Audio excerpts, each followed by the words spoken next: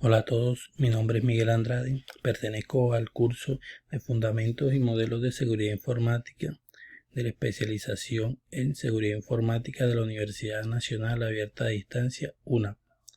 En esta oportunidad desarrollaremos 5 ítems solicitados en el punto número 12 de la tarea número 2.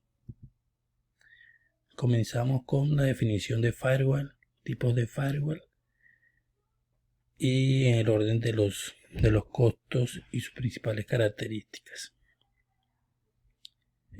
Comenzamos con la definición de firewall o portafuego, que es un sistema o grupo de sistemas que hacen cumplir una política de control de acceso entre dos redes. De una forma más clara podemos definir un cortafuegos como cualquier sistema utilizado para separar, en cuanto a seguridad se refiere, una máquina o su red del resto. Los tipos de firewall.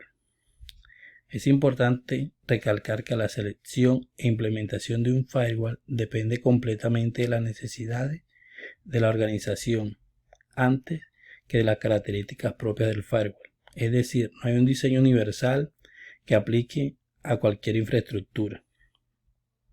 Existen tres grandes grupos de firewall. El Gateway Firewall controla el tráfico con base en la información contenida en los headers de los paquetes referentes a las direcciones IP. Dentro de este tipo de firewall existen dos categorías. El Packet Filter, que fue la primera tecnología de firewall que se vio a la luz a finales de los años 80 y a principios de los 90. Consiste en filtrar cada paquete de forma independiente con base en una IP fuente, un IP destino, un puerto fuente, un puerto destino y un protocolo. Ofrecen ventajas en su alto desempeño y bajo costo, pero presenta una debilidad mayúscula en el hecho que al manejar cada paquete de forma aislada son incapaces de reconocer diversos tipos de ataques como el flooding o el DDoS.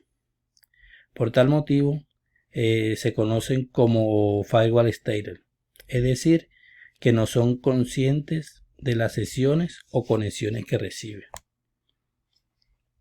El segundo grupo que compone esta categoría es el Stateful Inspection, que cumple las mismas funciones que un Packet Filter y adicionalmente registra las conexiones que pasan a través de sí en una tabla. Chequea cada entrada o salida de un paquete para determinar si lo permite o lo deniega. El segundo firewall que encontramos en este grupo es el Application Proxy Firewall. Es el firewall más completo que existe, aunque presenta un costo mayor. Se diferencia de los Gateway Firewall, que tienen la misma capacidad de revisar hasta la capa 7, capa de aplicación. El paquete del paquete, es decir, puede realizar un chequeo completo. Es vital comprender en primera instancia el concepto de proxy, que es un intermediario entre el usuario y el servicio que se solicite. O sea que el usuario ve al proxy como el servidor, mientras el servidor ve al proxy como el usuario. El mismo concepto se aplica a la tecnología de firewall, donde el paquete es recibido y chequeado por el proxy o el firewall. Y el número 3 es el Personal Firewall. Podría considerarse como el tercer tipo de firewall, ya que ejecuta en las máquinas de los usuarios que tienen como objetivo protegerlas del tráfico generado dentro de la misma red, mitigando por ejemplo la propagación de un malware. También permite definir con más detalle el tráfico permitido hacia y desde cada host de la red. El punto número 2 que escogí es: explique y argumente a qué hace referencia cuando se menciona en una empresa que hace un uso del firewall capa 3, firewall capa 7 y el firewall DPI. El firewall capa 3 tiene como las principales funciones del cortafuegos de capa 3 son básicamente a nivel de routing o a nivel de IP. es decir, solamente podrá tomar decisiones en base a la información que obtenga en la capa 3. Si el firewall realiza funciones de capa 4, por ejemplo, será un firewall con Stateful Inspection. Eso significa que podrá controlar o filtrar dependiendo del estado de las conexiones. El firewall capa 7. El firewall capa 7 realizan funciones a nivel de aplicación. Esto significa que podrán realizar funciones en los protocolos de red más arriba del modelo OSI. Así pues, con un firewall de capa 7 o de aplicación podremos inspeccionar los protocolos HTTP, HTTPS, entre otros. Actualmente, estos firewalls son los más utilizados. Nos permiten monitorizar muy bien el tráfico y realizar reglas que permiten o denegar el tráfico dependiendo de muchos factores.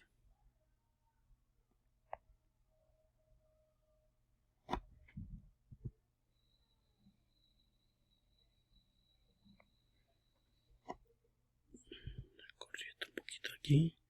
Seguimos con el firewall DPI, que es el firewall de inspección profunda de paquetes. Es uno de los más avanzados por su sofisticación. Puede filtrar protocolos por los tipos de archivos como SOAP o XML. ¿Qué significa que este firewall se aplique en entornos industriales de infraestructura? ¿Por qué se aplica? Porque bloquea un malware construido sobre protocolos típicamente IT. Es decir, la mayoría del malware no está construido sobre protocolos industriales. Al poder definir reglas de segmentación específicas por un protocolo industrial, este tráfico no será permitido. Otra característica es que segmenta el tráfico que no está conforme al estándar del protocolo industrial seleccionado. También permite definir las reglas de segmentación de los códigos de funciones especificadas en los protocolos como el Modbus o el Ethernet IP.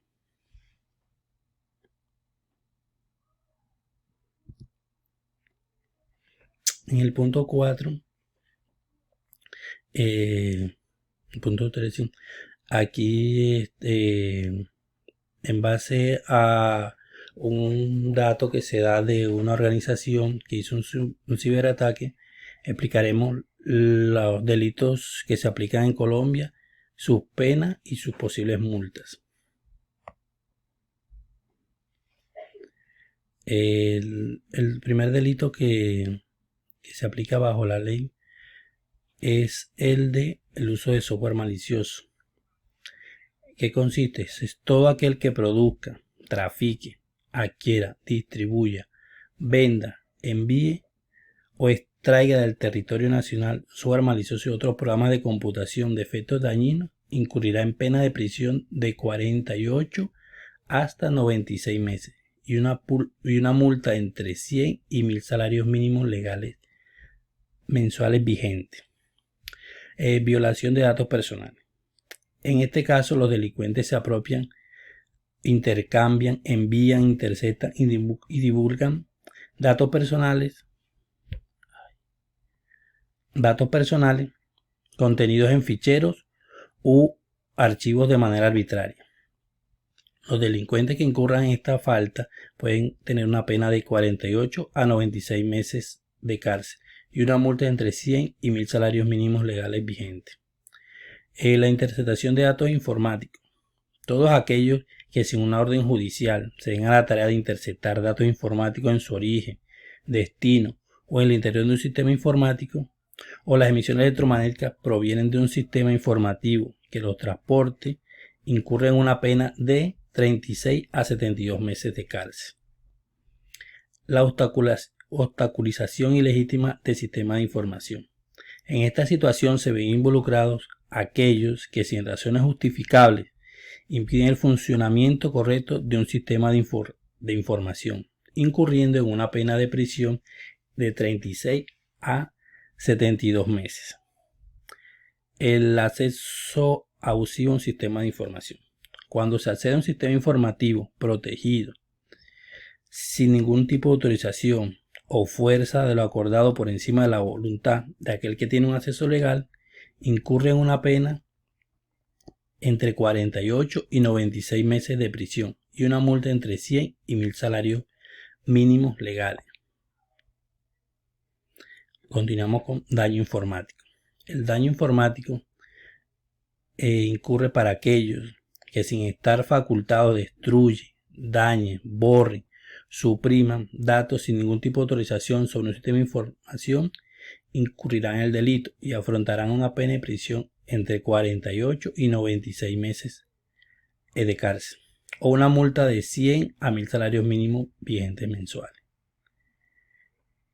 Por último, la suplantación de sitios web para capturar datos personales. Se considera como falta que este objeto ilícito diseñe, desarrolle, trafique, venda, ejecute, programe o envíe páginas electrónicas, enlaces o ventas emergentes.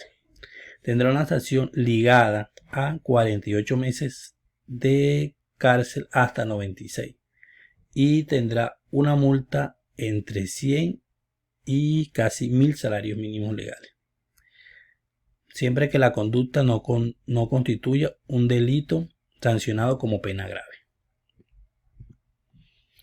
El cuarto punto es redactar lo que es la